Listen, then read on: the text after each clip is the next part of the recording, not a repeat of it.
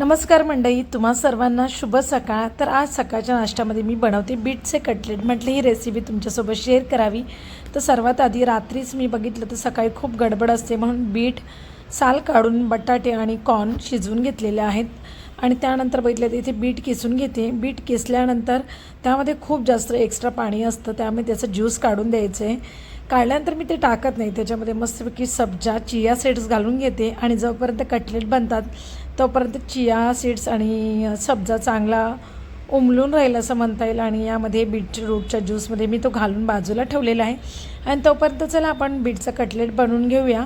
आणि आता बीटचे कटलेट बनवते आणि याच्यामध्ये मी काय करते, ज्या भाज्या दिसतील त्या भाज्या घालून घेते। आज माझ्या फ्रीजमध्ये कोबी होता, तो कोबी मी बारीक केला आणि तो कोबीसुद्धा या बीटच्या कटलेटमध्ये घालून घेते। यामध्ये बीट घातलेला आहे, बटाटा उकडलेला, कॉर्नचे दाणे, त्याचप्रमाणे बारीक केलेला कोबी घातलेला आहे। गाजर असेल तर गाजरही घालू शकता, कधी कधी मी पालकही घालते आणि कोथिंबीर घालून घेतलेले आहे। मीठ घालायचं चवीनुसार। बघितलं तर मसाला म्हणजे तुम्हाला जर तिखट आवडत असेल तर मसाला किंवा पावभाजी मसाला घातला तरी छान लागतो। 2 चमचे मसाला घातलेला आहे, धने जिरे पूड घातलेले आणि 1 चमचा आमचूर पावडर घालून घ्यायची आहे।